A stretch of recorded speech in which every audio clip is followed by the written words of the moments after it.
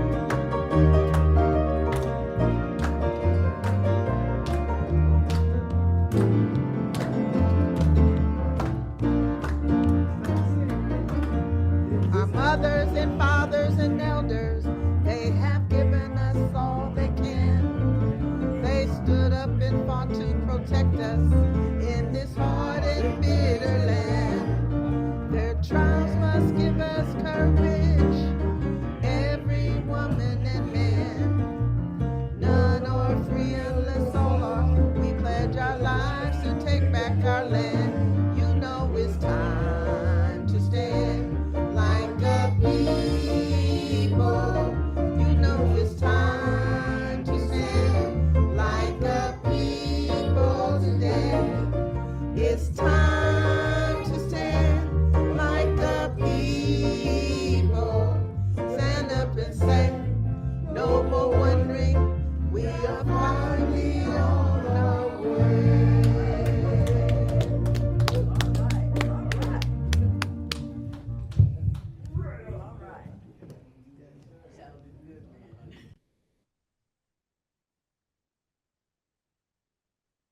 Hey, good morning, and we are off to a going with the flow song.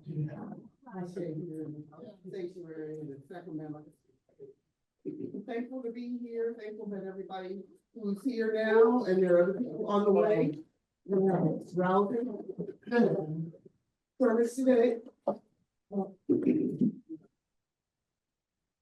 And now it's time for our libation. We're honored to have our minister come and do libation at this time. Okay? I say, oh, Grand rising, I say. Yeah, that's what we've been missing. Be led That's what we've been missing. service by the presence of the future of Rose, That's shame. young Baba, and to be Baba, Sakara. Yeah. It just excites me to see the young engaged. And we have to have more of that. Ashe? Before we do anything in service, we must always invite those spirits, like the presence of those who are responsible for us.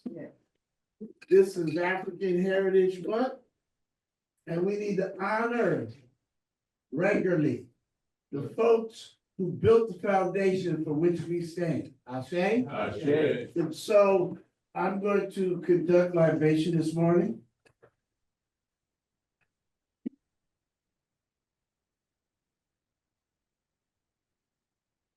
I want to recognize and honor those folks in history, Yes. our historians, our griots, those folks who held the story, who brought forward who we are and who we be. Both folks that have written books, but also those who simply just told the story amongst our kinfolk. The ones who told us what it used to be and what it has been and what it should be. Ashe? So, first and foremost, my mother and my grandmother, who told me all the stuff about my family, where we started back in Louisiana, Lafayette, outside New Orleans, and then how we migrated to Galveston, Texas, and formed our family foundation, and it led us to come to California. I'm sure there are others, many others, but I'm sure there's some significant ones we want to acknowledge this morning that are our history. Our family roots, folks that brought the story forward. So I want to first acknowledge my grandmother, Evelyn Cahey, and I also want to acknowledge. Ashe, come and be with us. Ashe. Ashe, come and be with us. Have some more. Ashe, come and be with us. Margaret Williams, Ashe, come and be with us. Ben Williams, Ashe. Ashe, come and be with us. David Bridgeport. Ashe. Ashe, come and be with us. Ashe, come and be with us. Ashe, come and be with us. Ashe, come and be with us. Mr. and Mrs. Leroy and Hazel Conley. Ashe, come and be with us. Say that again online. Mr. and Mrs. Leroy and Hazel Conley, Ashe, come and be with us. My brother Leroy Conley, Ashe, come and be with us. My mother, Laura Collier, and my sister, Felicia Collier, come and be with us. Ashe, Ashe, My grandfather, Robert L. Davis. Ashe, come and be with us. Mr. and Mrs. Eugene and Lily Mae Young Senior, Ashe, come and be with us. Okay. Brother Roland Young, Ashe, come and be with us. Sister Makinya Sibeko Kowete, Ashe, Hey, Ashe. come and be with us. My friend Achitan. Ashe, come and be with us. Baba Lizelle Williams, Ashe, come and be with us. Mr. Frank Withrow, Ashe, come and be with us.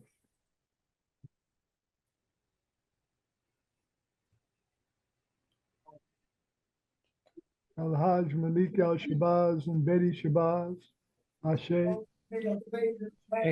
come and be with us. Dance is up, made it to the top of the thirds of the meeting.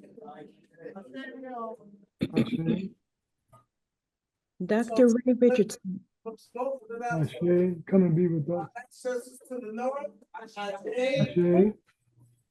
to the south, Ashe, to the east, Ashe, and to the west. Ashe, Ashe, Ashe, Ashe, Ashe, Ashe. Sheo.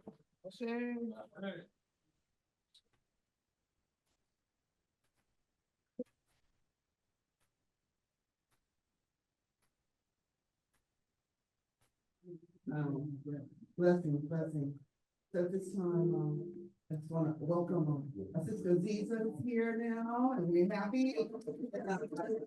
Sister Kina, who's a good author, will be, I want to show her book off to myself, because I brought a copy of it. Somebody handed it to me. It's in the paper. I'll take that there, and then we'll move on. Yeah, I just want everybody to know about this book. It is entitled Music, Muscle, and Masterful Arts. And this is a piece of work. Ashe. It's a super piece of work. I'm sorry, it's so dense. It's so dense with information. Yes, yes, So say it- that, say Yeah, that. so, we need to respect them. Yeah, actually have a young author here, Minister Malley's daughter, goddaughters, Sujo. Suja, Sister Suja. Looking forward to hearing about your book, seeing your book. Because you published, right? Or you're in the process? Yes, I published. Beautiful, beautiful.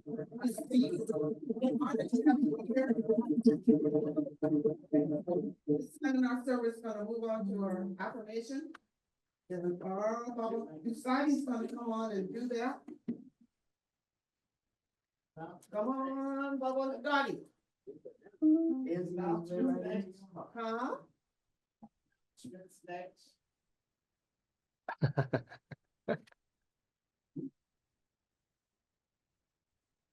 Announcements or after the affirmation?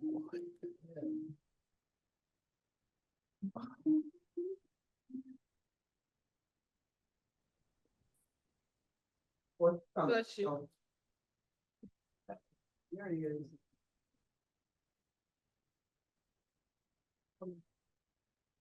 Oops. Greetings this morning, everyone. Hope everyone is well. We're gonna keep this thing together this morning. But everybody please stand. Stand right, please. Right. Everybody read, I can read.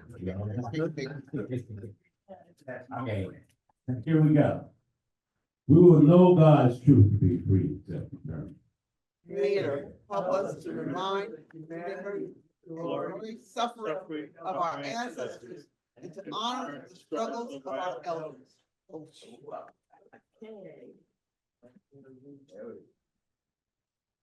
Let us strive to bring new vision Sorry.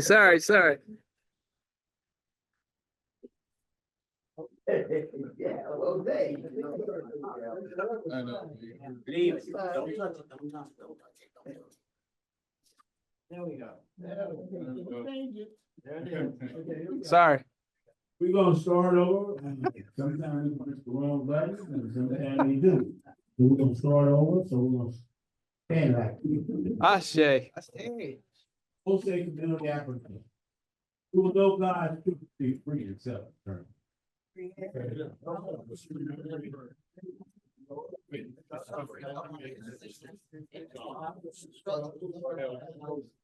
Let us strive to bring new vision and life to our people. Let there be peace and harmony among us.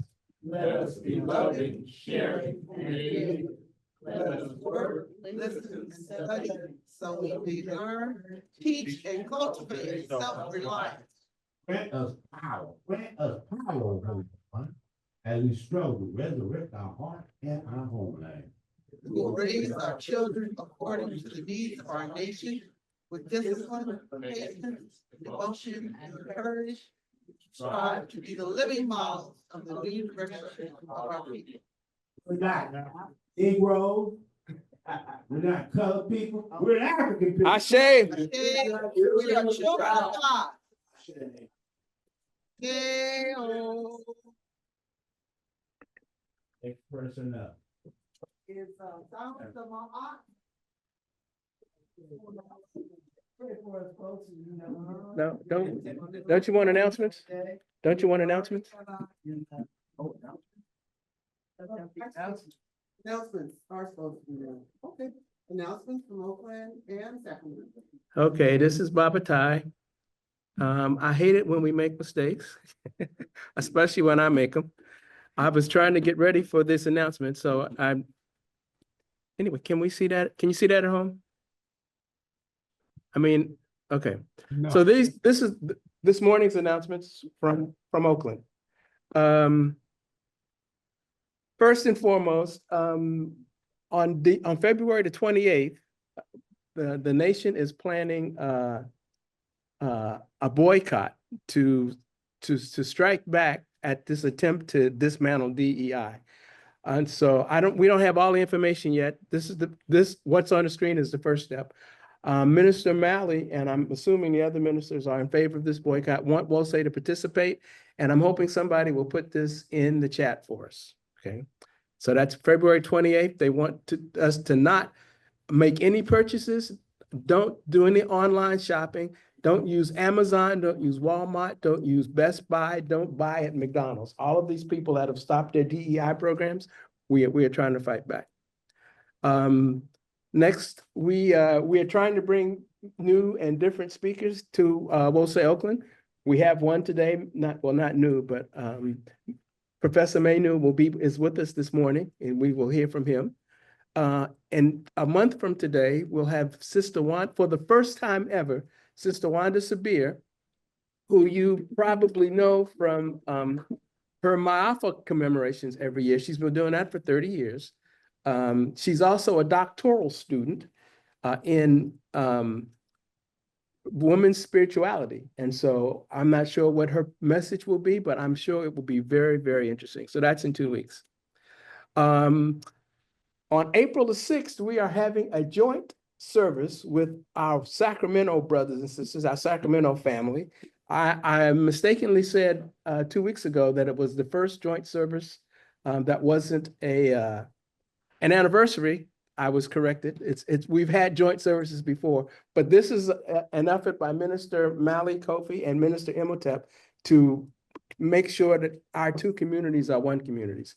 And Minister Imhotep will be the speaker that morning. So that'll be here here in the Oakland Sanctuary. And the two weeks after that, we will have our annual Mama Jaisiri Sunday. Those of us who knew Mama Jaisiri still love and miss her. And she's the only person who we celebrate at WOSE every year. Every year we have a Mama Jaisiri Sunday. And after service today, you'll be able to purchase some we'll say items, the cups, T-shirts, and bags. Also, the book that Sister Connie talked about, Music, Muscle, and Masterful Arts. Dr. Sakina is here with us this morning. I don't know if you want any books or not. She didn't bring any books, so you can't buy them here today, but I'll bring some next. there'll be some at our next service, and you can also do them online. And also, there's another book that a brother in Sacramento has written called Thoughts of a Newly Awakened Mind, Brother John Jackson. Great book. I have it. I have both, but I have it as well. I'm not going to talk about it because I think Minister Imhotep's going to talk about it during the Sacramento announcements. And that is the end of our announcements for this morning. For Oakland. Copies of the Who's Here. People need them. And I was just told that we here in we'll say in Oakland have copies of the Hosea for anybody who wants to purchase a copy of the Hosea. Mama Keisha has them. And are there any announcements from Sacramento? And here comes Minister Imhotep. Greetings, everyone. Glad to see so many faces on the screen and there at Holly Street. Our announcements are as follows for February 16th. Join us tomorrow and on Fridays, 5:30 to 6 for intercessionary prayer for our Wose family and for the world at large. I know it's early, 5:30 a.m. But if you can make it, and some of us are on different coasts, and so it's only 8:30, we'd love for you to join us. And this is the flyer that you need because that's the particular Zoom ID and phone number that we are using. So join us for intercessionary prayer this Wednesday, February 19th. Dr. Obata Shaka will join us on Black Knowledge Matters, and he will be examining the ways African Americans can push forward, not push back, push forward during this current political climate. So join us at 5 Pacific time, 5 p.m. Pacific time, and just go to the websites, WOSESAC or wosecommunity.org, and click on Black Knowledge Matters. Also, Brother Damani Sakumo has instituted the Sankofa Music Education Program. So we're providing music education for children between the ages of 7 and 15. And if you'd like to get a registration for that, please contact Brother Damani at the email and phone number below. We're going to put this flyer in the chat. Also, the Sacramento Black History Month Black Expo will be happening Friday, February 21st, and Saturday, February 22nd. Friday from noon to 5, and Saturday from 11 to 5.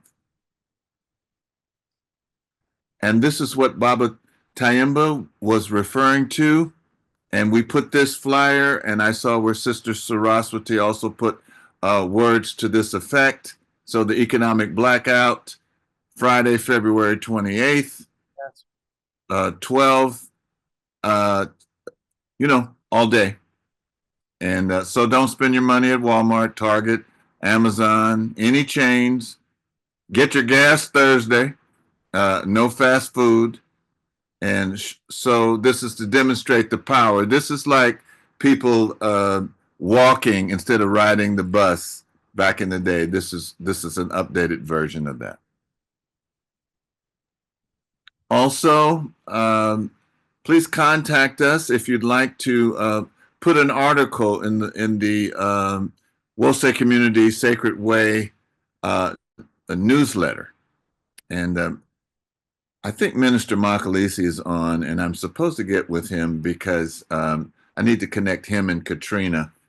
What we'd like to do, sisters and brothers, is to accumulate a lot of articles and announcements that we can just add monthly, so it isn't such a such a frantic thing to get it out at a particular time. And Baba Tayemba has also mentioned this. John G. Jackson's Thoughts of a Newly Awakened Mind just came out. A WOSE member just came out with a new book, Thoughts of a Newly Awakened Mind. And I think that's it.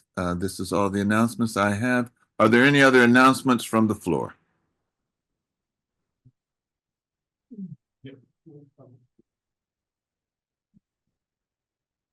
All right, thank you.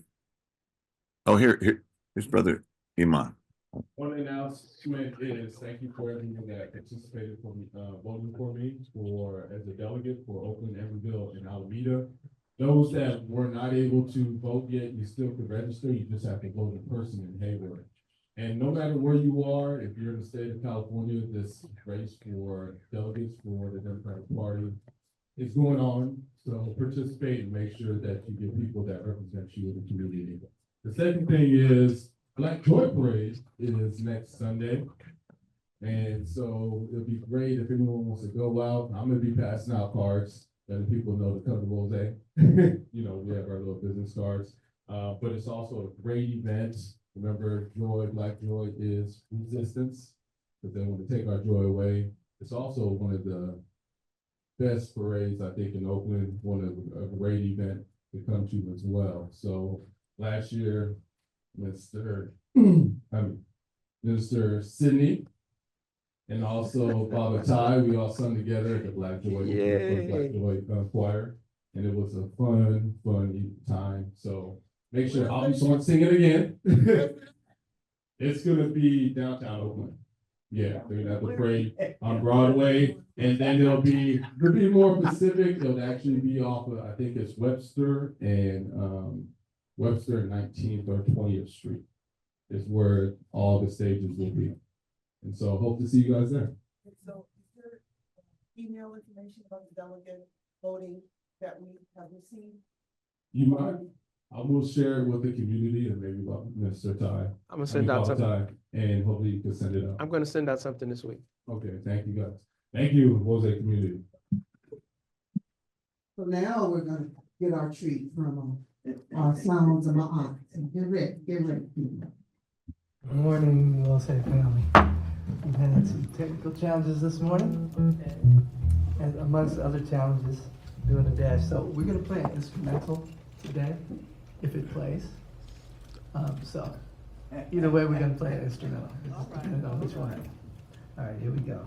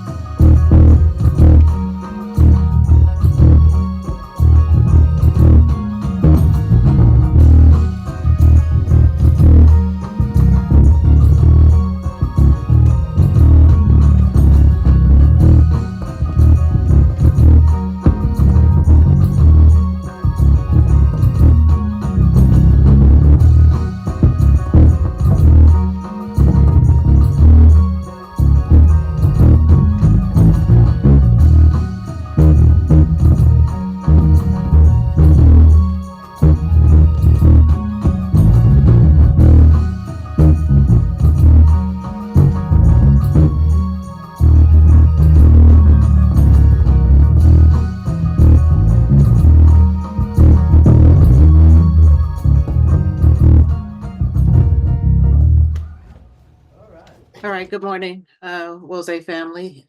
My historical tribute is on Baba Oscar Wright. Um, Oscar Wright was born on July 25th, 1923, and he joined the ancestors on November 18th, 2024, and had memorial services for him here in Oakland, California on December 11th, 2024. He was an active and faithful member of Acts Full Gospel Church in Oakland. Most of the information that I'm sharing is I know him, I've read his book, but I mostly garnered the information that I'm sharing today from information from Black Gold Storytellers by Carla Williams.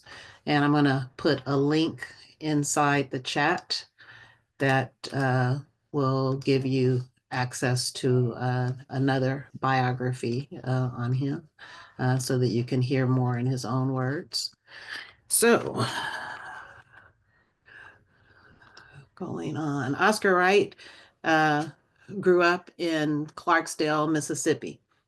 He said that growing up in Mississippi taught him everything that it takes to be a man. He was born on the Smith Plantation around Clarksdale, Mississippi. He was the oldest of 11 children, 7 boys and 4 girls, a family of sharecroppers. He grew up in the Delta, and his family always understood the need for education. His mother was constantly educating him and his siblings in the house, even before they went to school. He says Oscar's skills started behind a mule guiding a plow at a young age. He eventually joined the military, and one of the stories that he told me about, well, that was a little later, but he joined the military and he eventually left Alcorn. But part of what made him leave Alcorn, one of the stories that he shared with me was when he was a young boy and he was very fair-skinned man. He was out swimming in a swimming hole near a golf course that belonged to white people. And the white men on the golf course started shooting live rounds and killed his good friend right in front of him for doing nothing more than swimming. So that was just one of the stories that really that I remember him telling me that really spurred him and reminded him that the South was probably not going to be the place for him long term. After graduating from high school, Mr. Wright was drafted into the service. He fought in World War II. He had 3 older brothers who joined the service, but he doubted whether he would have joined if it wasn't for a war. He was discharged in 1946. He joined the Army Reserves. And even though he was a non-commissioned officer in the Corps, even though he was a non-commissioned officer in the Corps of Engineers, uh, um, and the fight for democracy. Let's see. He also had 5 brothers who were in the service as well. He learned a lot when he was exposed to the fight for democracy, yet all the while he was fighting within the segregated U.S. military. He learned from white men who were trained at MIT and USC in places that he'd never been, but he took all that knowledge and he gained a lot of technical skills, which were the groundwork for war. Leaving the military, he attended Alcorn State Agricultural. Now, you all who know, am I saying it right? Alcorn? Is that how you're supposed to say it? Because I know with him, if you said it wrong, I think Alcorn is the absolute wrong pronunciation. If memory serves me correct, and if you say it wrong, he would be very quick to correct you. So, leaving the military, he attended Alcorn State Agricultural and Mechanical in Mississippi. His education there was limited to agriculture and technical skills. He became a teacher for 3 years. He picked cotton to make ends meet. He said he's one of the best cotton pickers you've ever seen. He was also known as a former cotton picker from Mississippi who speaks with a Southern brogue once he took to education. His elder brother came to San Francisco 4 or 5 years before Oscar Wright, and so Oscar Wright followed his brother to the city. He didn't come to the city to mess around. He wasn't partying. He wasn't, at the clubs. He was working really hard and making money. He said he had for a year and a half, he had stayed in his brother's garage. He had his own money and a home back in Clarksdale, but he left it all for higher wages. And he said he didn't come out here to look at the city and play at it. I could do tiling, build roofs, and put in tile. I was making good money. His brother had helped him and had him fix up the garage. He was babysitting his nieces and doing anything he could to make some extra money till eventually he moved to a boarding house on 25th Street in Oakland, where he rented a room with a woman named Maat. She was an older woman. She lived east of Telegraph, where Black people were living along with Portuguese and Italians. He started to move elsewhere over time as more Black people moved in. It was just as segregated and discriminated as in Mississippi, he recalled. People couldn't move north of MacArthur Boulevard. It was about the same segregation as back south, except if you had skills, you could get paid. Eventually, he became a unionist with Carpenters Local 483 and became the vice president of the union.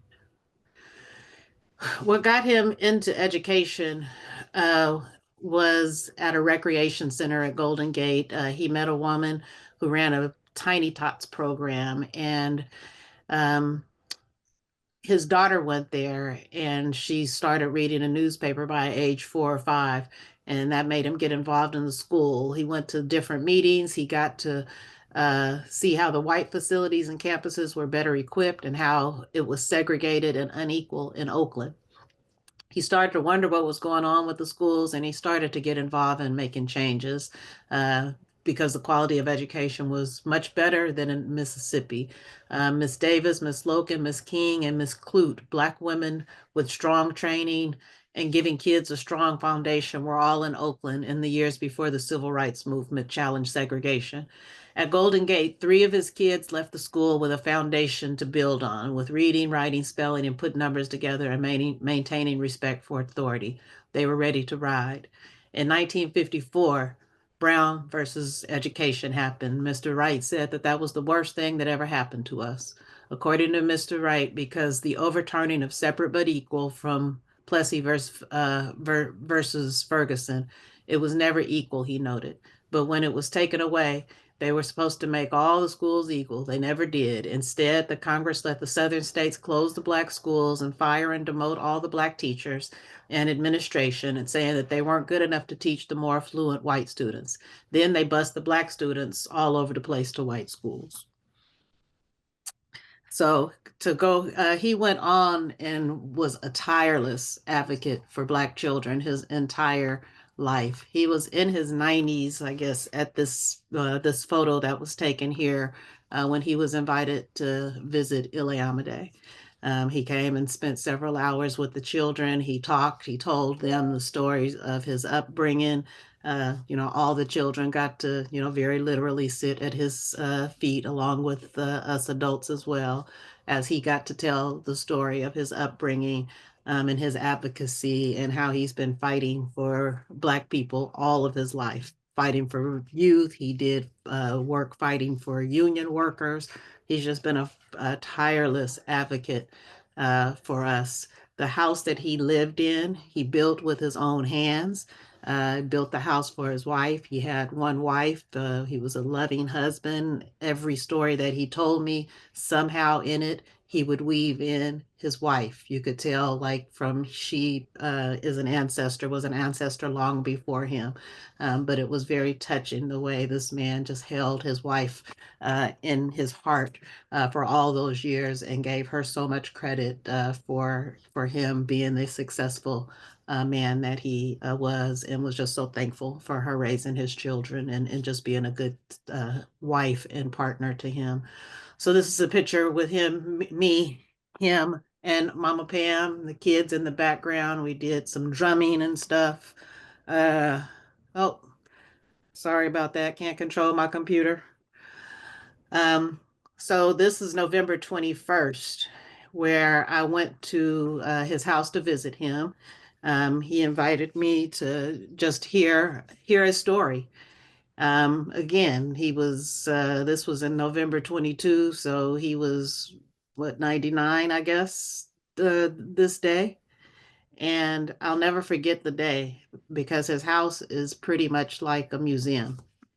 And we're hoping that it actually gets turned into a museum now that he has become an ancestor. But when you walk in his house, pretty much every space of his walls looks like these walls that you see here.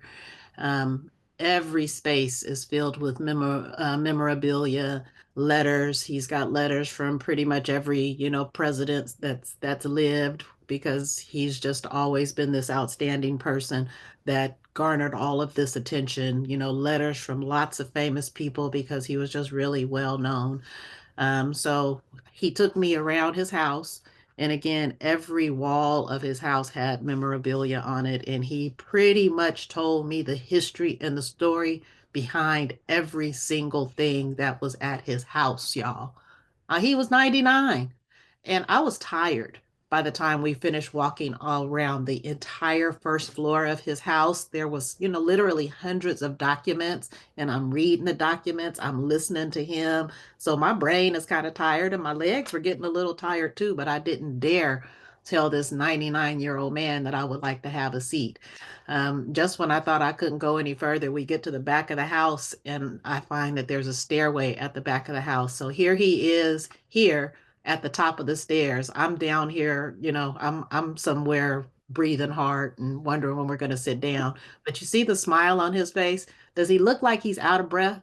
This is what he looked like at 99 after he had been walking around his house talking to me for 2 or 3 hours. And then he hit a second wind and we started all over and did the whole thing upstairs. Just so I can't explain to you guys how many stories that this man had, how much information was in his head, the names, the dates. He showed me a picture of his high school uh, baseball team, and then he would tell me the first and last name of every person on the team. I could never do such a thing. I couldn't tell you who was on my job 5 years ago. So just as you can tell, I was in awe of him then and am in awe of him as he is an ancestor.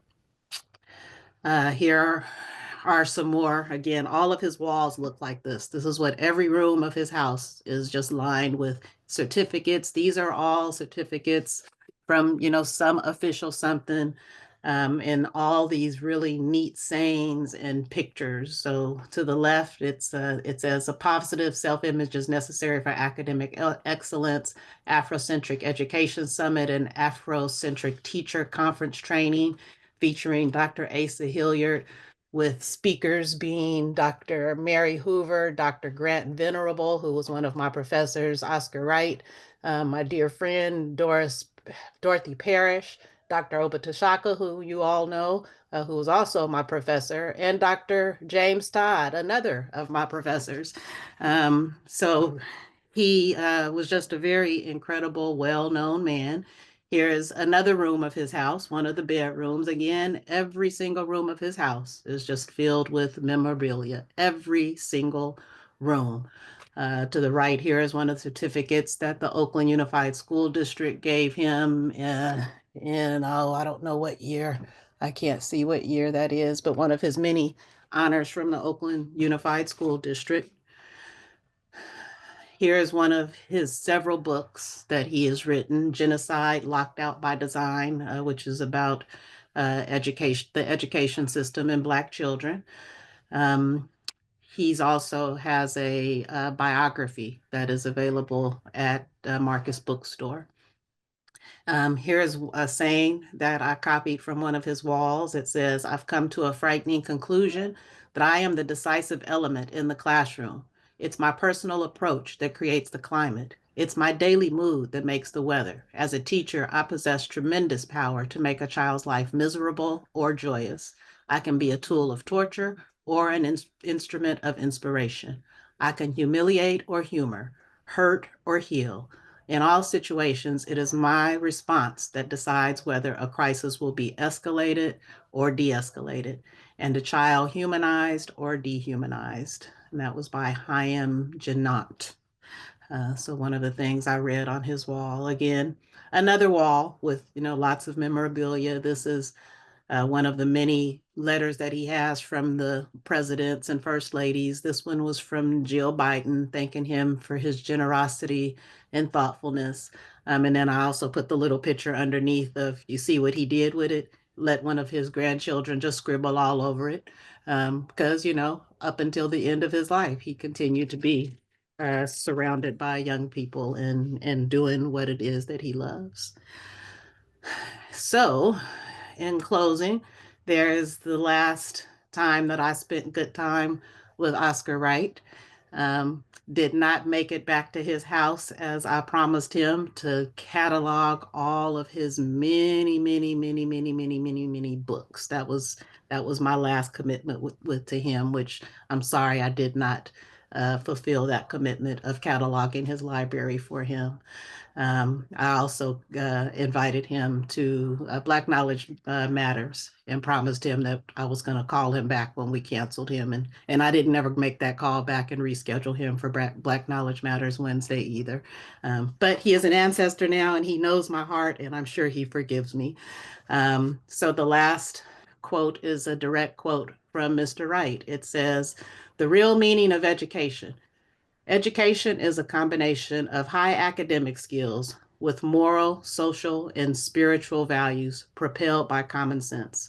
Mr. Oscar Wright, 1997. And I will pour libation. 1 second. You guys won't see me pouring libation, but I have my water in my hand and I pour to the greatness of Mr. Oscar Wright, and all of those who touched his life and helped to raise him and turn him into the incredible man that he was. May his spirit rest in peace. Ashe. Ashe, Ashe, oh. Right. Thank you all. That concludes my historical tribute. Beautiful, beautiful. I'm Beautiful. sorry, I was talking and I was on mute. So let me say it again. Thank you, Mama Darnisha, for your excellent, as always, historical tribute. I was hoping that you would be here to give it and we would be able to see you and hug you, but it was an excellent tribute nonetheless. Okay, now I am wondering if I tell everybody to go out and spend money on February 28th, if my computer will automatically come back to work, but I don't think so. So we are dark. I spent 30 years in the Oakland Fire Department, much of that time as a chief. And the one thing, not the one thing, but one of the things that I learned is that mistakes will happen, things will go wrong, but it's how you recover that counts, right? It's how you recover that matters. And so we're going to call an audible here. We're dark. I think the reason we're dark is I think our camera has gone out. I think we need to purchase a new camera. I'm pretty sure that's what it is. But what we're going to do now is I have asked the Sounds of Maat if they would forego their second song, and they have agreed. So what we're going to do is we're going to go into our litany of sacrifice. And then after the litany of sacrifice, Professor Menu is going to use his own computer. And so everybody should be able to see his presentation, see and hear his presentation. We're dark and we'll figure out what we'll do after that. So right now, if we can get you to put up the litany of sacrifice, we'll go into it. Who's doing the litany? Right here.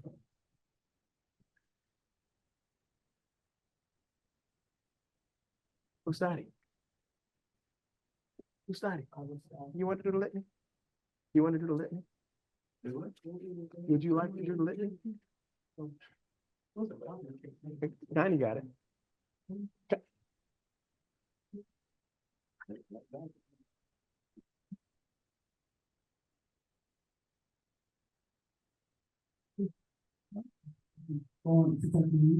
The litany of sacrifice, and no need for me. Let's all stand. Stand, and able and thankful to be able to stand. Don't take it for granted. Let's read together. Save us, O Holy One, by your name. Vindicate us by your might. Hear my prayer, divine protector. Listen to the words of my mouth.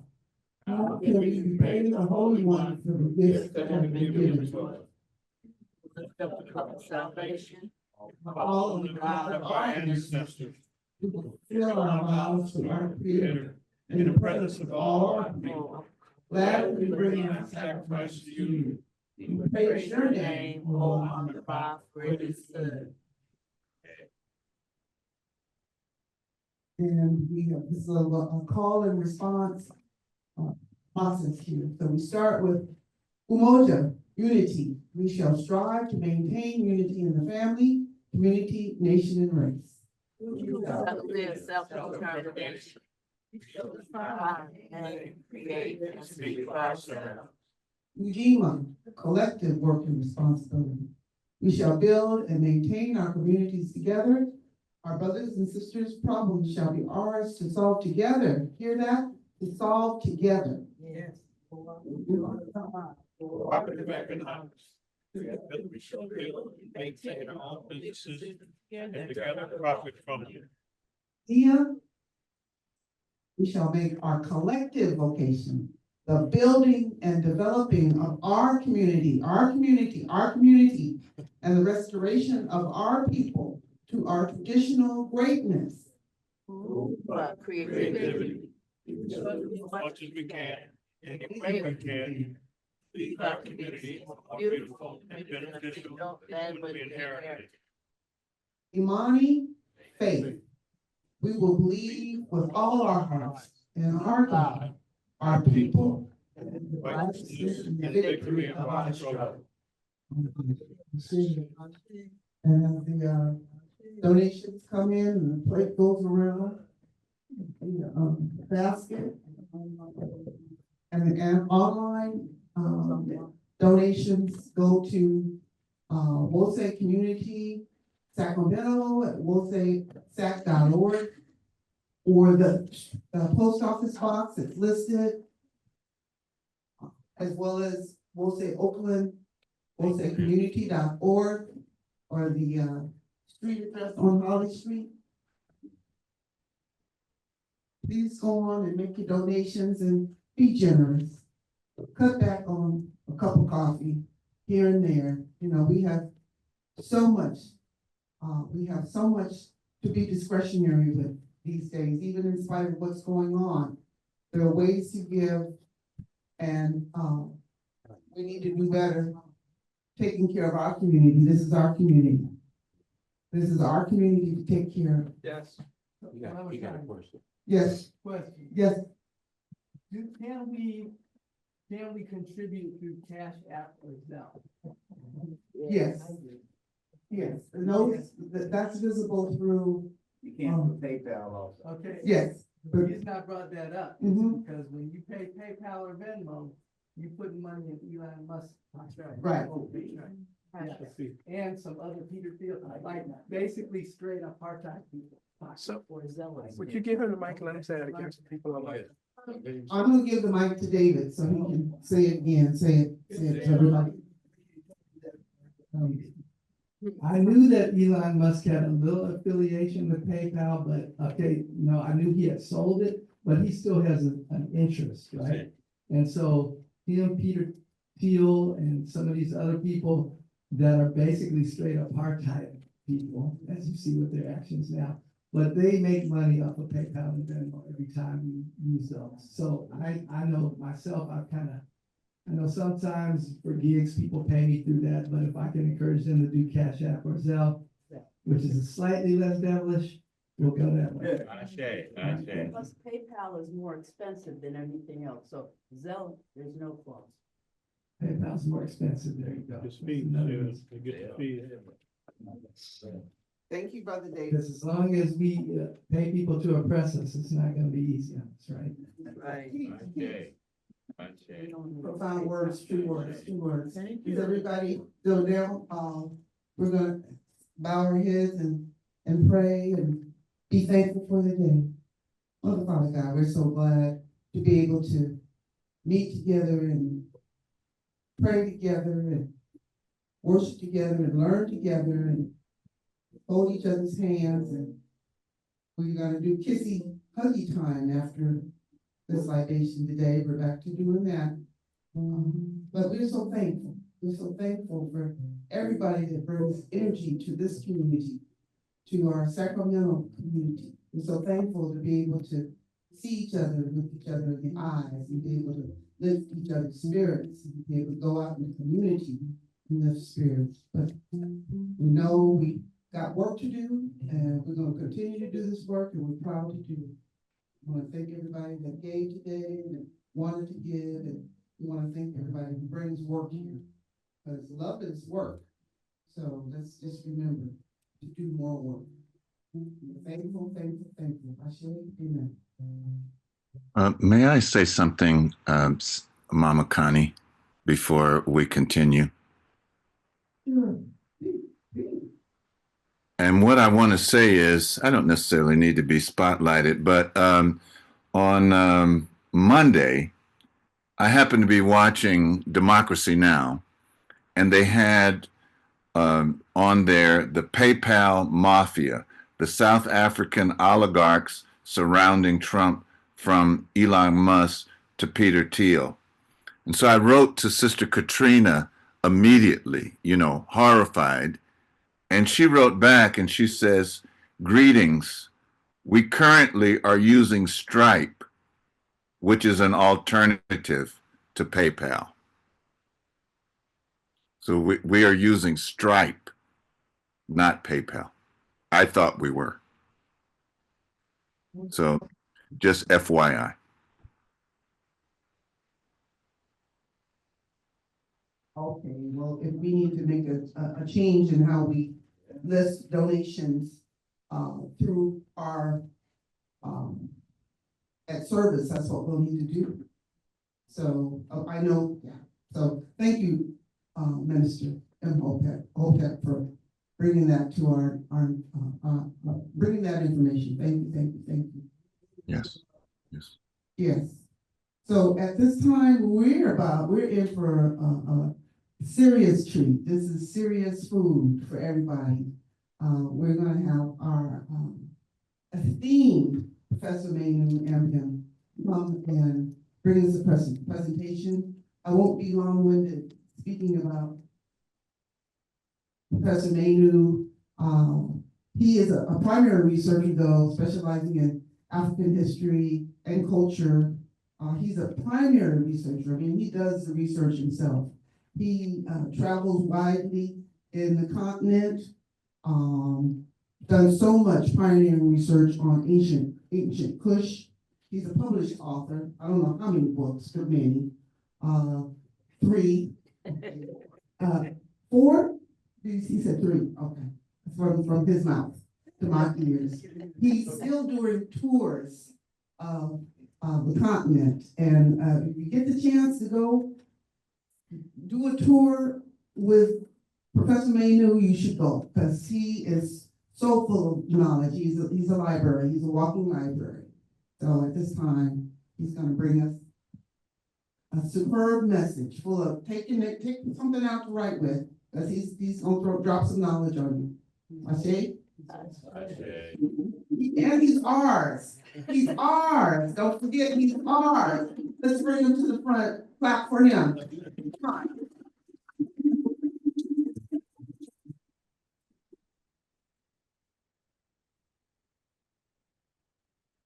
Good morning, good afternoon. We'll say wherever you may be.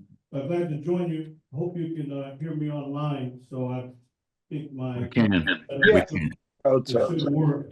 Well, obviously this is February, so I don't have much choice other than to talk about the man who's the reason for the season. And that is Dr. Carter G. Woodson. Yes. So I want to give you the general overview of Woodson, of what most of you probably know, but I want to go deeper and share with you hopefully some aha moments.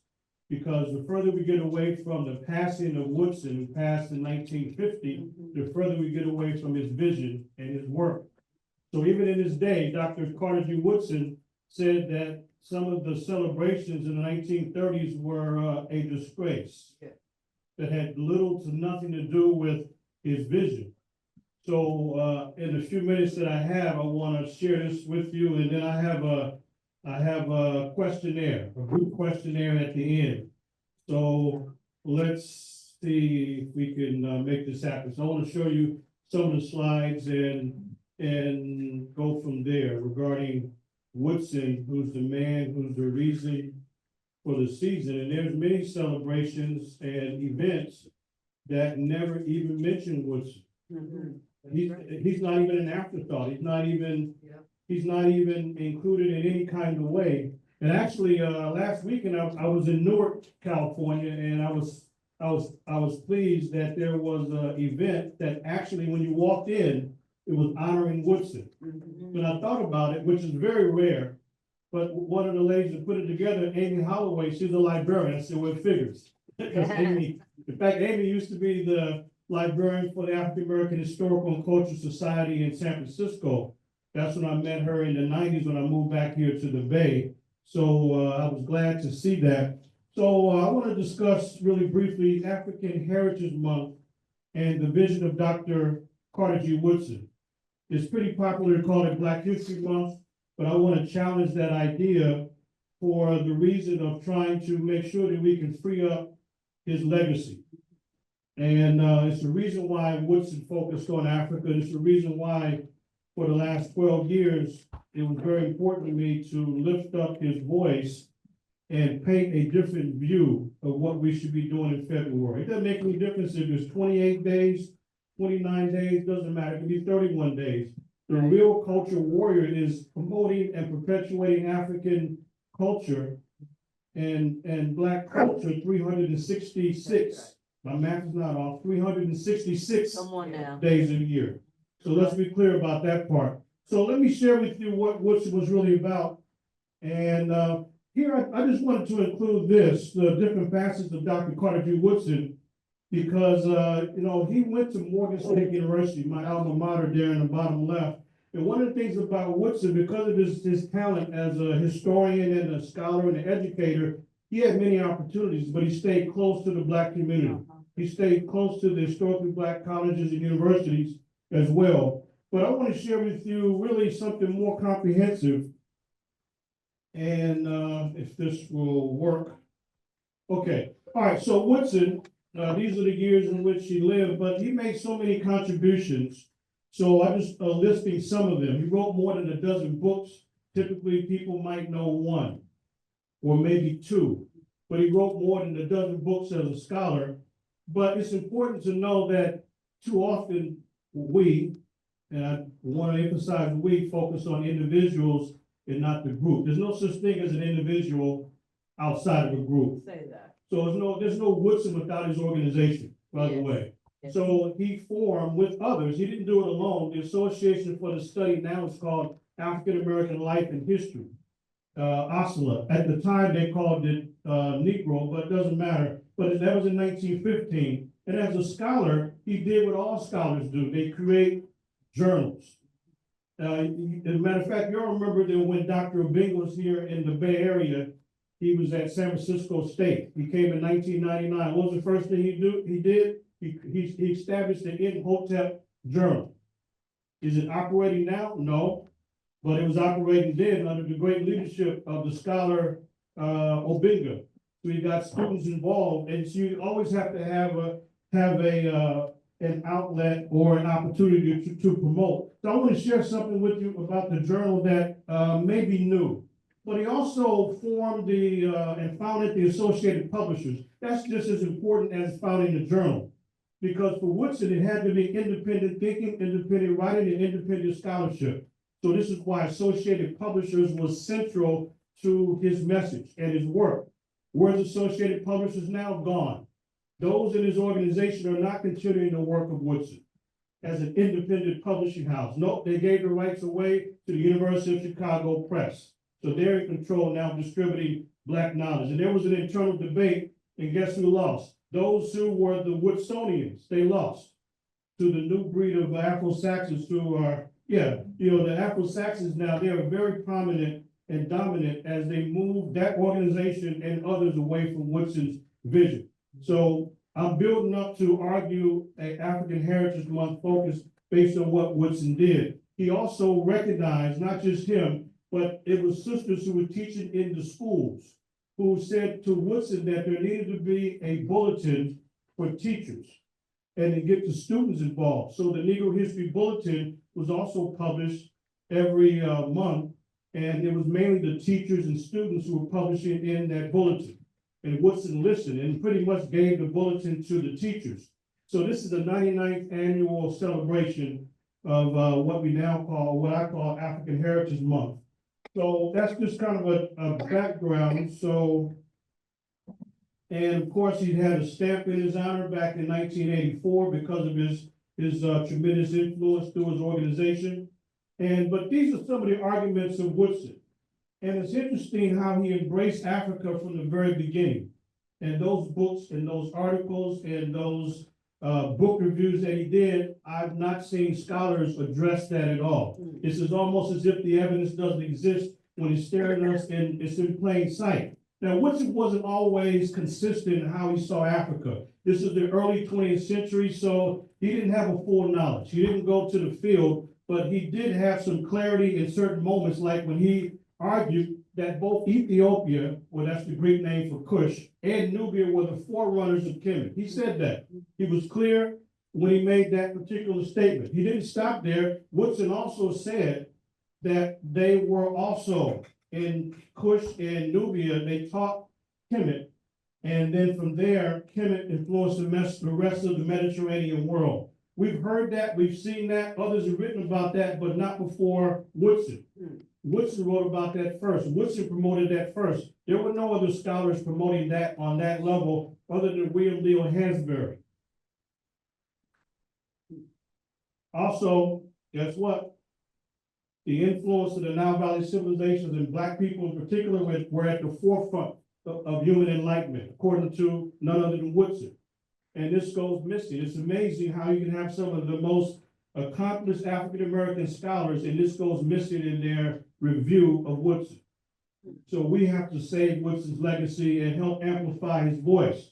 So what were some of his contributions? He put Black people in the center of our own experience. That's very important, to center Black people. Also, he made sure that we were the subject and not the object of somebody else's contempt. This was a concern of Woodson, that whenever we were discussed, it was an afterthought. Whenever we were discussed, it was something negative. So for Woodson, it was to place the person of African descent in the center of his and her experience and make them the subject. And so he was the forerunner of the African-centered movement, as many of us in Wolsey are well aware. So when the movement burst on the scene in 1984, with the scholars from LA, some of you went to the ASCAC conference, and scholars from Atlanta and Chicago and New York, guess what? They were building on the tradition and legacy of Woodson. But Woodson was completely left out of the discussion and the history and narrative of those that had been forerunners. People mentioned Martin Delaney, they mentioned others, they mentioned Hansberry, but it's amazing that there's no discussion of Woodson whatsoever when his scholarship and his writing was well known in the 1920s, 1930s, but yet his prominent place went missing. So let me ask you all a question. What can we say, what publication can we say is the most prominent publication in the second half of the 20th century? Or to be more specific, the last quarter of the 20th century that dealt with African civilization? I mean, what journal? Sorry, what journal? What publication? So what journal? Online also, you can put it in. So the question is, what publication? I mean, a journal, newsletter, magazine. What publication in the last quarter of the 20th century had the greatest impact on elevating and promoting African civilizations? Van Sertima's Journal of African Civilization. You all know the journal of Black Women in Antiquity, for example. Blacks in Science, Ancient and Modern, the African Presence in Early America, African Presence in Early Europe, African Presence in Early Asia, great African thinkers, Sheikh Anta Diop. So Van Sertima made a tremendous impact from 1979 to 94 with the Journal of African Civilizations. And the last issue in the journal is Egypt, Child of Africa. That was published in 1994. I have 2 essays in there. One of the great surprises in my academic career to receive a phone call from none other than Ivan Van Sertima. I was going to a meeting on a Saturday, the phone rang, so I kind of hesitated at the door. I didn't know it was from me or somebody else, and the sister said it was Van Sertima. I said, who?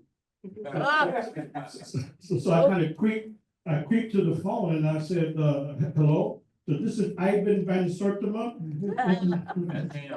So I speak the main news, and ping. I said, this is he, sir. So he went on to tell me that he was aware of my work and wanted me to publish in the journal. And the humble, great scholar Ivan Van Sertima said very kind of shyly that, and almost apologetically, that he can only offer me $300 to have my work published in the journal. Offer me $300. I would have borrowed and begged for $300 to get my work in the Journal of African Civilizations. But Van Sertima's work has had an indelible imprint as he published this journal. It woke up Africans around the world in various regions. But guess what? It wasn't entirely original. It was great scholarship, but I mean, there's a forerunner, and the forerunner was, guess who? Carter G. Woodson. I'll share that with you. So for Woodson, this is all of the things he did to spread the knowledge. I've shared this with you before, but public lectures were just part of it. Teacher lesson plans, that was big for Woodson. Posters, images, images are impactful. I don't know who counted, but somebody said an image is worth, what did they say? I don't know if it's worth 999 words, 1,002. All I know is images are impactful. Black History Clubs, where people get together and read. Black History Kits for teachers and for schools, speeches, plays, you name it. But guess what? He took it further. He's not only teaching people as scholars and impacting teachers, impacting college students, high school students, but guess what? But also in the community. He had a correspondence course, guess what? With rigorous standards for the average person at home to learn about his and her history and make it real and relevant. Can you imagine a home study course in the 1920s? Who does that? Woodson does that and did that. Not discussed. His book, some of you may be aware, but if not, we need to know that the Negro in our history in 1922, this was the standard text to learn about Black people in the US for decades until Franklin wrote his book, what was from Slavery to Freedom. That replaced Woodson's book as the premier book dealing with the Black experience in the US. So it's a fundamental textbook. Obviously, we know about the miseducation. We quote this a lot, but Woodson's influence is much larger. Now, if I was going to give you a quote from this book, if I was going to give you a quote, I'm sure some of you can probably predict what it would be, right? You can probably predict what it is, so I'll give it to you. I got about 20 that I can use, but the one that I'm sure you're familiar with. Then after this, I want to go beyond. You've seen this, you've read it, you know about it. If you control a man and woman's thinking, you not have to worry about his or her action. Right. When you determine a man, what a man shall think, you do not have to concern yourself about what he will do. Right. Right. So you make a man feel inferior, so that you do not have to compel him to accept an inferior status, for he will seek one himself. Right. Come on now. He will find the back door. Yeah. One of the great, and nobody can just come up with some quote like this. This is someone who knows from the inside. Yes, this is inside knowledge. However, we know about that. But what I want to share with you for the balance of what I have to say is the other Woodson that doesn't get discussed, that's not followed. So in my book, you may have the first edition, but in the second edition of my book, I think that's probably why the count was off. I said 3, someone said 4, but this is the second edition, so I was just counting this as 1. Okay. But I want to point out that I added a section on Woodson. I had no choice but to add the section on Woodson. So here's where I want to veer off from what we generally know to something that is more or less not too well known. One of the things that motivated the great Woodson is the fact that you had the most prominent scholars like George Hegel. If anybody gets a degree in philosophy, they have to study Hegel. And Hegel was apologetic to even have to mention Africa. He said Africa had no historical part of the world, that there's no development in Africa, and any development in the north, meaning in the Kemet area, is because there was the Europeans and the so-called Asiatics. And then he apologized to his audience that I had to even mention this. So Hagel talking craziness. I went to Morgan State University. Guess who introduced me to Arnold Toynbee, one of the black professors? Never told us about the Toynbee that I learned about. Toynbee, one of the great British historians, he also said that out of the 26 civilizations since the beginning of humanity, the only primary race that has not contributed to any of them is the black race. Are you kidding me? No, he wasn't kidding. So you can't get a degree in history without asking the question, what does Toynbee say? So this is what Woodson was responding to. So for Woodson, publishing the truth was self-defense. Yes, it's battle, it's a warfare. It's publishing the truth is self-defense. That's why he pressed upon his colleagues that they had to organize Associated Publishers. Very important.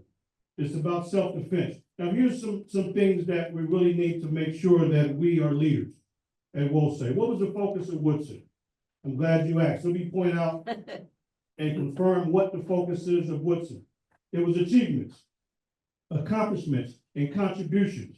You know why? Because Woodson, like Marcus Garvey, was concerned about whether or not we can physically survive in the 20th century. He was concerned by that. You read Woodson, he's talking about and using the word extermination. He's concerned about the vicious white supremacists. Remember, this is the age of lynching black folks as a public spectacle, a public sport. So this is the concern of him, but it's achievements, accomplishments, and contributions in the world and not what some people think. So here's what the focus in February was not about. This is very important because most of the events that happen every year, like Woodson said, he called them a disgrace. I say that 90+% have little to nothing to do with Woodson. Doesn't make any difference who's used to it. It's not accurate if we read what his concerns were. And you talk about somebody who criticized folks around him and fell out with people. Yeah, he fell out because Woodson was a man of integrity. He didn't have to be right on 110% of everything, but he was a man of integrity. You didn't like it, so what? It didn't really matter. Woodson criticized those folks who focused in February on black problems. Always a problem. He said black people cannot always be associated with a problem. Who got beat down by the police? Who got slapped around? Who do we need to get out of jail or help rally behind? He said, no, we have to make sure we assert our humanity, the achievements, the accomplishments and contributions in the world. So this is why Woodson criticized people in his day who will always focus on problems. He said, no, we can't do that. We don't always represent a problem. So the time should be what? Celebrations, accomplishment, contributions that have nothing to do with, we can pick the problems up in March 1st. And go back around to January 31st. But the issue is that there has to be a focus on positivity. You have no idea how brutal Woodson was when he criticized the continual focus on individuals.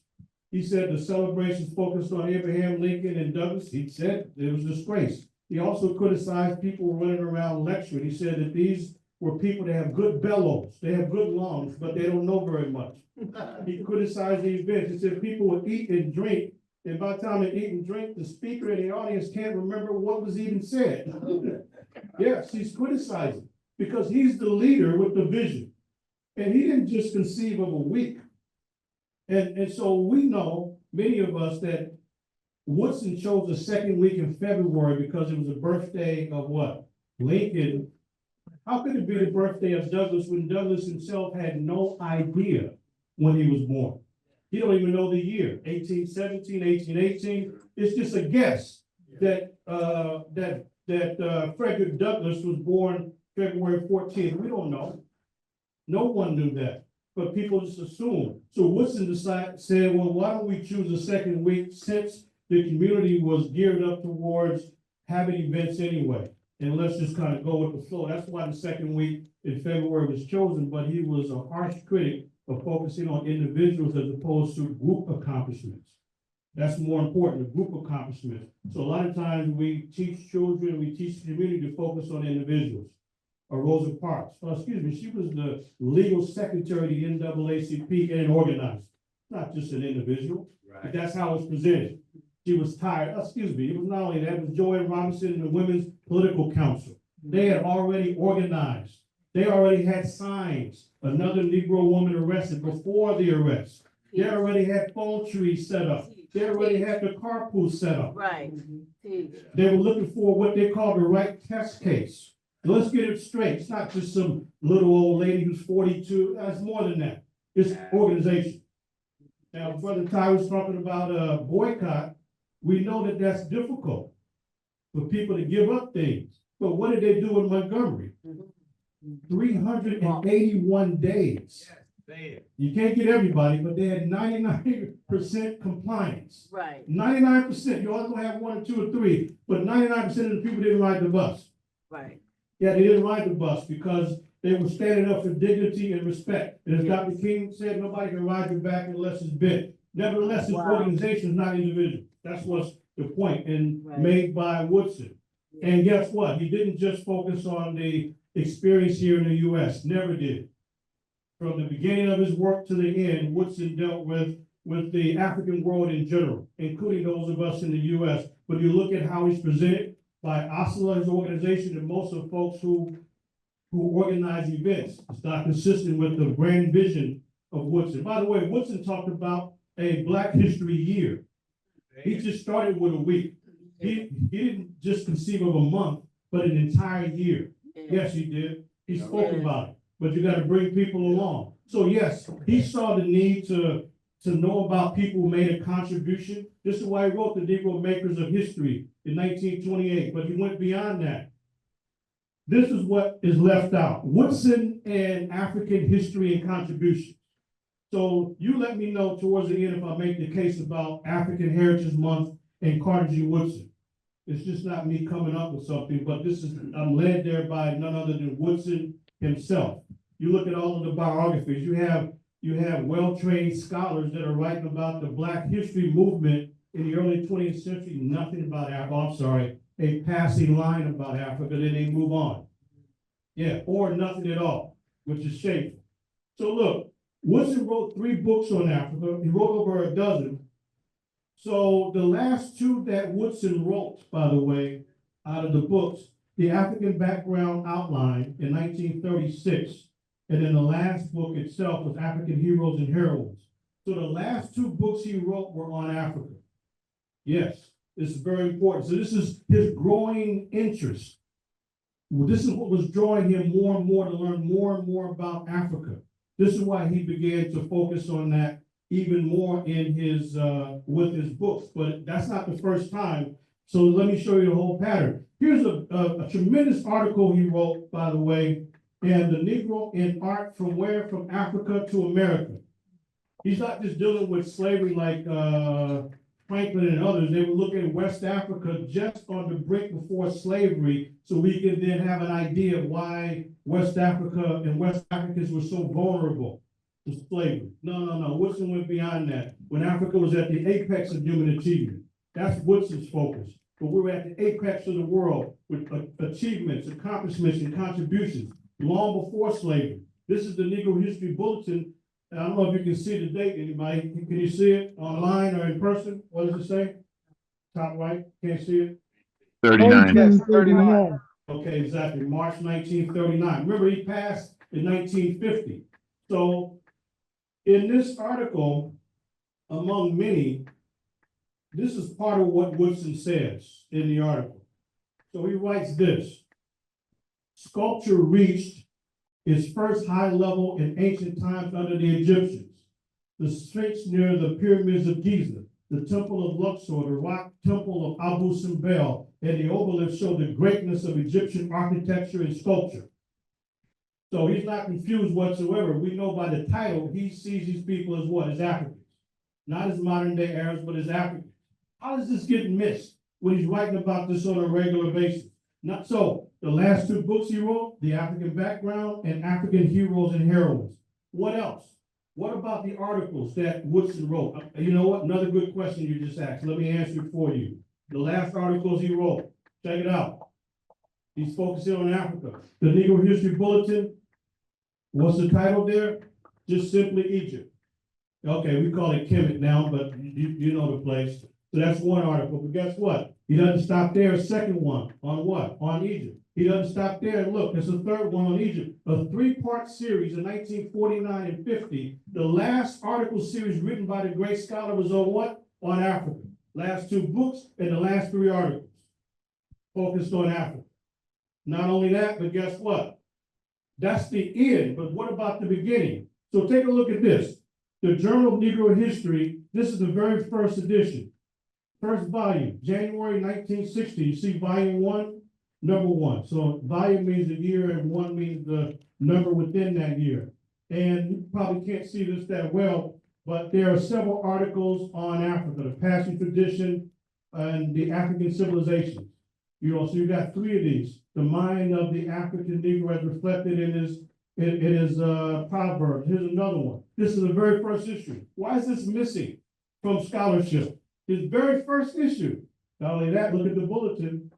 Very first issue of the bulletin in October 1937. You may not concede that this says Africa, a whole column on Africa in dead center on page 6.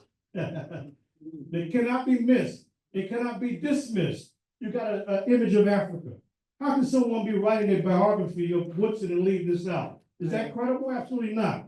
Right. Yeah, so what I'm doing is, I don't know anybody else who's elevating Woodson in his own words, in his own work. We don't have to make up anything. So, and guess what? Woodson had a couple unpublished works. One is he called it The Case of the Negro in 1921. You know why he didn't publish it? It was the most stunning indictment of white America. He didn't publish it because he figured that whatever little money they were getting, it would totally dry up. So he didn't publish it. That was 12 years before the miseducation. You think the miseducation was stunning? The case for the Negro, it's a whole nother level of condemnation on the outside. So that's one book, but take a look at this. I just have a couple more to show you, and that's encyclopedias. There was an encyclopedia battle between Woodson and none other than W.B. Du Bois. And neither one of them actually published their encyclopedias, but Du Bois was a part of the Phelps-Stokes Fund. And this fund, they had a model that was pretty much focused on the Encyclopedia of the Negroes. So Caroline Phelps-Stokes had a lot of money that she was giving away that she inherited from her father. So they put together, this is a white woman, they put together a framework for the encyclopedia. So Du Bois was a part of this, and this was going to be a 4-volume work on the Encyclopedia of the Negro.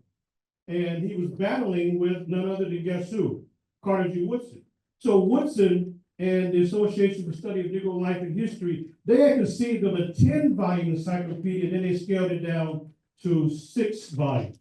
And then he said it would be 900 to 1,000 words per volume. Now, given what I've shared with you the last 10, 15 minutes, take a look at the title that Du Bois's encyclopedia would have been. You say? Pages. Yeah, so 900 to 1,000 pages per volume. Du Bois said for his, he did use words. He said 500,000 words or something like that. So guess what? You can see the difference. Now, you know Du Bois was positive. Du Bois wrote The World in Africa. He was part of the Pan-African Congresses. But look at the difference between W.B. Du Bois and Carter G. Woodson. Guess what Woodson called his encyclopedia, although they never actually published? Encyclopedia Africana. Yes. You see it, Encyclopedia Africana.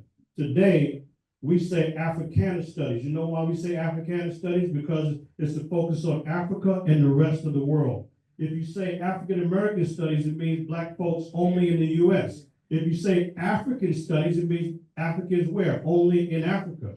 So Africana is the same as people would say in the 60s and 70s of Pan-African studies.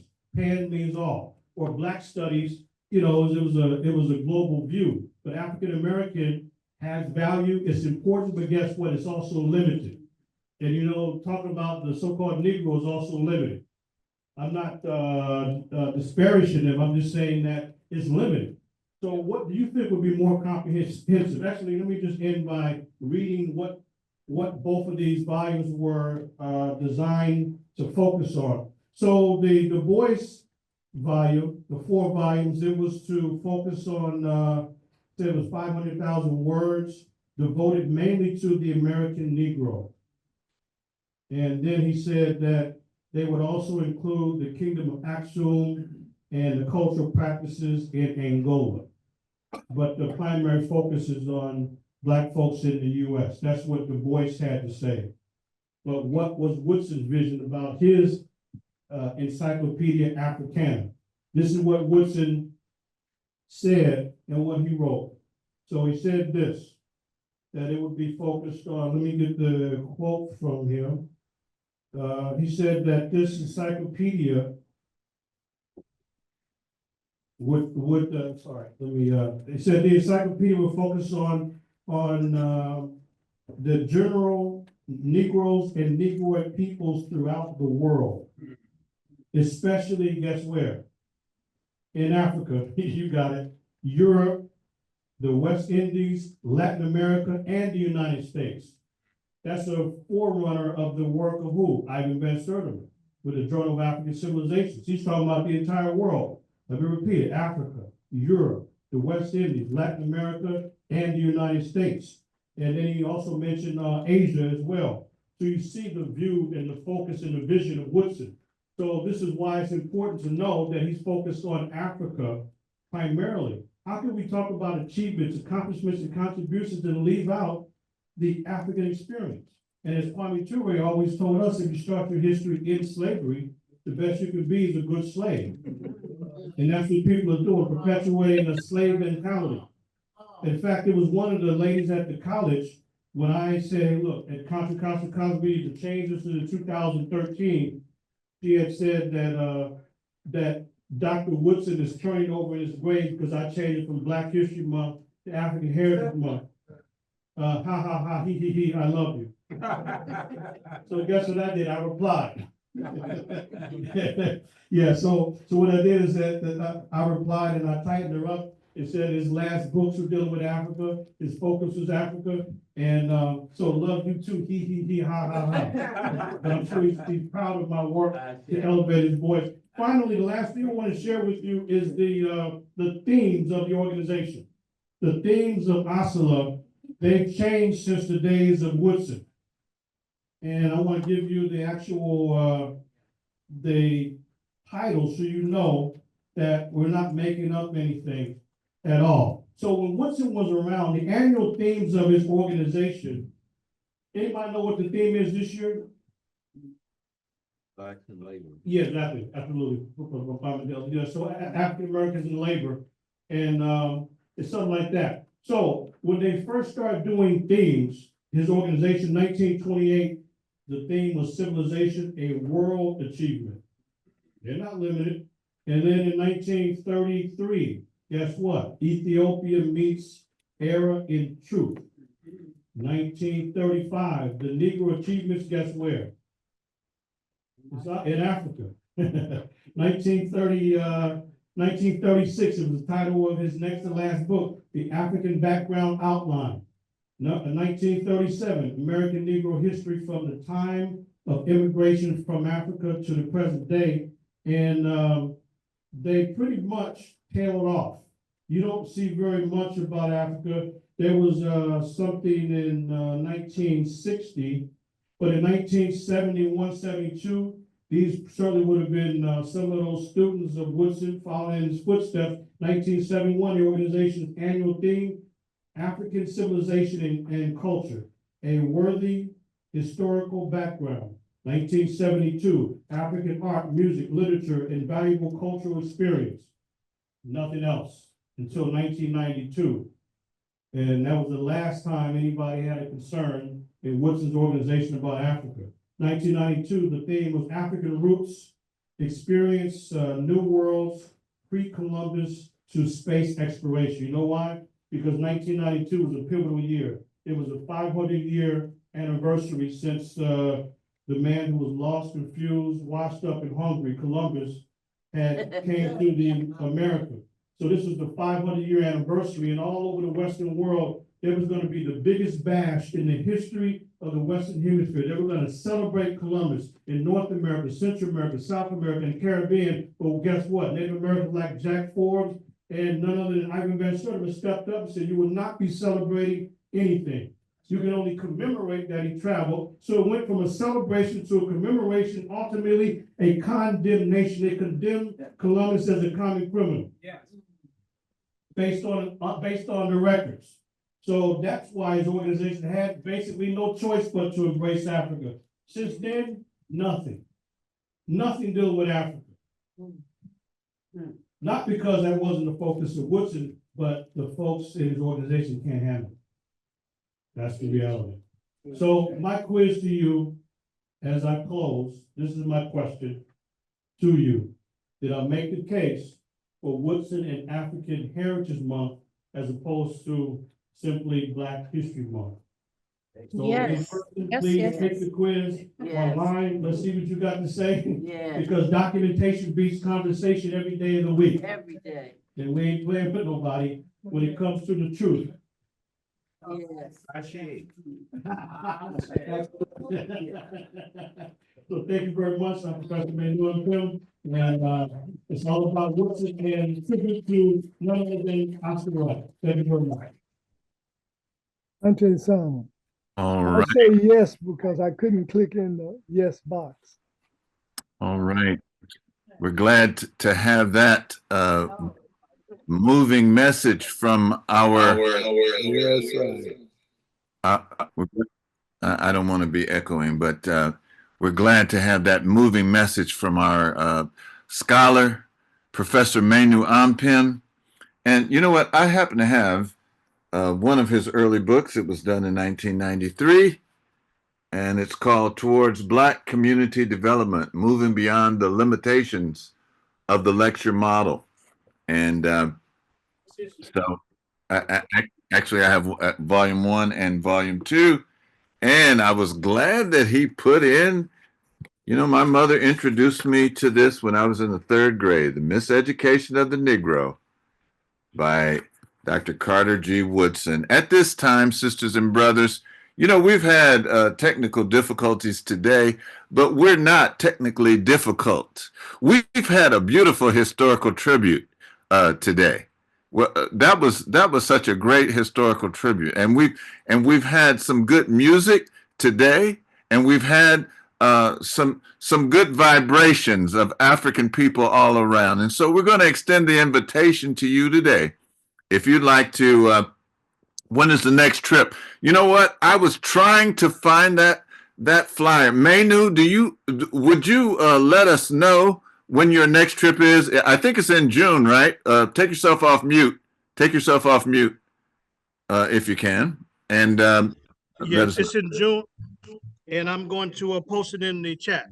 Okay, great. Okay, thank you. All right, great. So, Manu is a child of Wose. His father is one of the founding elders of Wose community, brother Kofi Ampin. And of course we love it. We're extending the invitation to you today. If you'd like to become a member, those of you that are present at Holly Street and those of you that are here on Zoom, if you'd like to join today, we would invite you to step forward. The message was proclaimed in a magnificent and powerful way, and we thank him for that. And as we look in the chat, outstanding presentation as usual, Professor Manu. What is involved in membership? What is involved is, just raising your hand, saying that I want to become a member, and then we have a new members training that lasts about 4 weeks, and then you would be a full member. I'm getting some kind. Manu, can you put yourself on mute? I think okay, yeah. All right, that's That's better. So what We got a message from Minister Molly.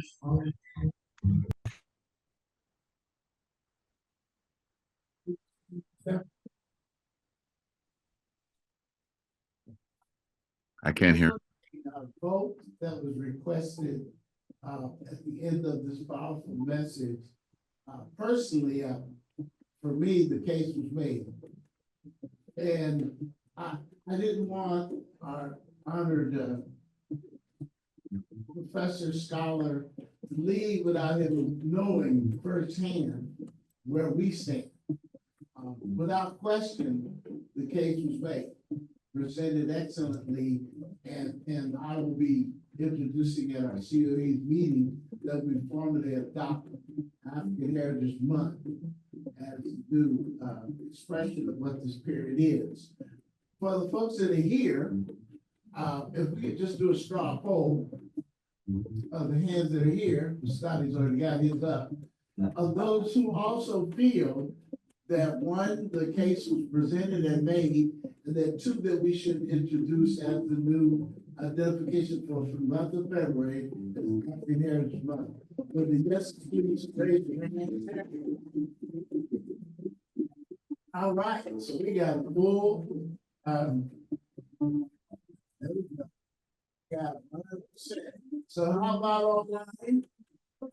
There's some holy hands online that want to take place in the vote.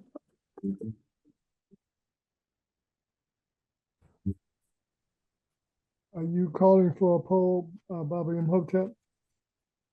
You know, that was Minister Malley, but as we see, Mubarak and Dr. Zarina have their hand up, and I saw Brother Terrence had his hand up, and there's Baba Jeff, and I'm looking around. What about on Zoom? I mean, we want to vote too. That's what I'm talking about. Those are the people I'm calling Zoom. So Oh, okay. I see your hand up. Thank you. Yep. And I'm trusting that they can hear us in Oakland. Let us know. Minister Alicia has given a thumbs up. So actually, after Minister Alicia has given a thumbs up, we don't need to take any anymore. It's unanimous. All right. Okay. Minister Imhotep, would you please continue with closing our service today? Thank you so much. All right, and thank you, Minister Malley. It's good to hear your voice. And Professor Maynew has put the information here in the chat regarding his excursion this year. And let me just it's still coming up. So let me try to share that with you all. Hold tight. All right. Yes. So here's his trip. Ethiopia, land of ancient Kush, personally escorted by Professor Maynew Ampim. Look at that. June 24th to July 9th, $5,000 from Washington, D.C. So he put all this in the chat. You know, here the full brochure, the itinerary. So it looks like a really good trip. Going to the Oromo Valley, going to Aksum. Wow, it's going to be nice. So give thanks for that. So that's in the chat. I see Sebastian has his hand up. Again, nobody's going to disagree with that. No, I mean, nobody's going to disagree with, yes, Kemet Tour 2025. Thank you, Professor. And I just want to say I've watched Professor Maynew throughout the years, and one of the things that he did is he knocks down myths. You know, there was somebody had put out the Willie Lynch letter, and you know, he examined that. And he put out some documentation that refuted that whole thing. And then that professor that wrote it in 1972 had to come out and admit that that was something that he had made up. Also, he did a great thing with the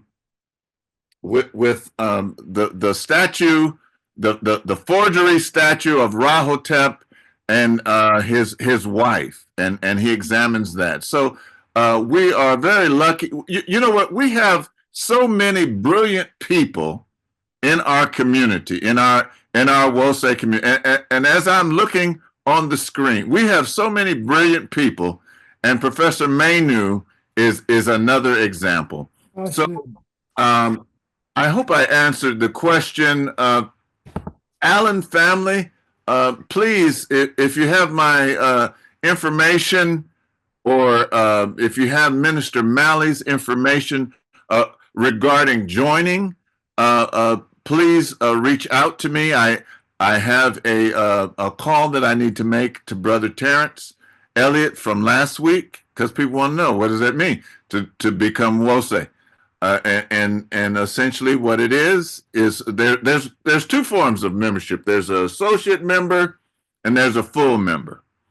And, it's just kind of like the names. If you want to be a full member, you go through new members training, and then there's initiation, and then you become a member, and you have to, no, I'm not going to joke. All right. But of course, you know what? We need more members. We need more members, and we need to encourage more young people become a part of us. You understand everybody understand what I'm saying? I'm looking at my face on this screen, and it's full of gray hairs. And when I started, they used to refer to me as young brother Imhotep. They don't do that anymore. So stop laughing, Terry. All right. Initiation with a pound. No, we don't do that either. No, we want to make it as beautiful and as loving. One of the things that we say at Wose is, let us be loving, sharing, and creative. Let us work, study, and listen, so that we may learn, teach, and cultivate self-reliance. And that's what we're trying to do. All right, it's 12:36. You're ready for Lift Every Voice? Are you going to do it live, Baba Tayamba? You won't see it, but you can hear it. All right, there you go. All right. Stand up and come to the front, please. Could Manu turn on his machine and maybe we could see?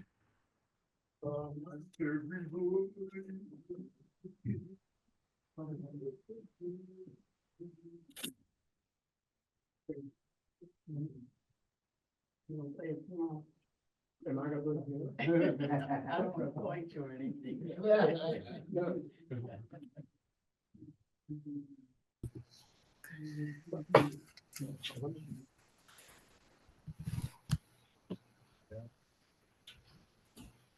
Oh, David.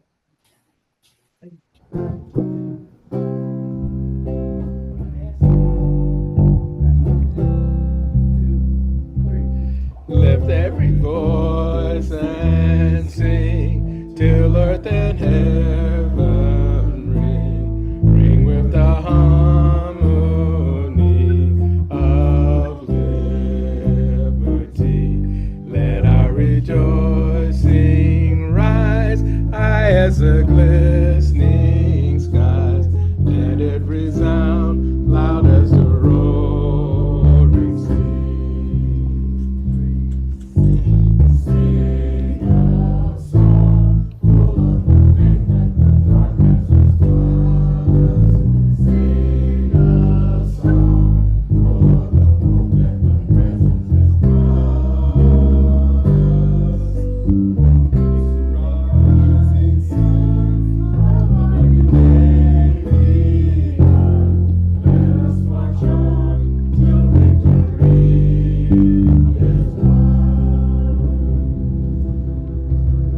want to say, as we come to the close of another service, I want to say thank you to all the people that participated this morning. Thank you, Brother Professor Manu, for another excellent presentation. Thank you, Mama Donisha, for your great historical tribute for Oscar Wright. Thank you to everybody who participated. Thank you, Sounds of Maat, for your music.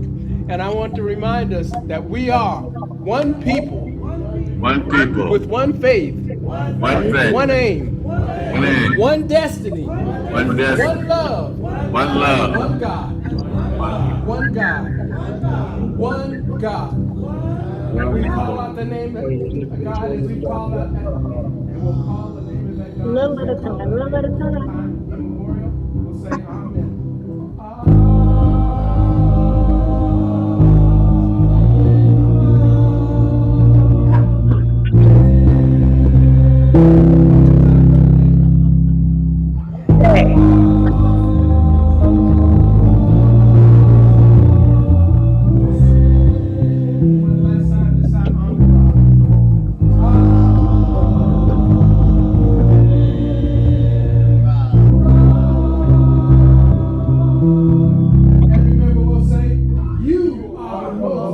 Beautiful people, face of the earth. Have a wonderful week. That's right. I say. No lie.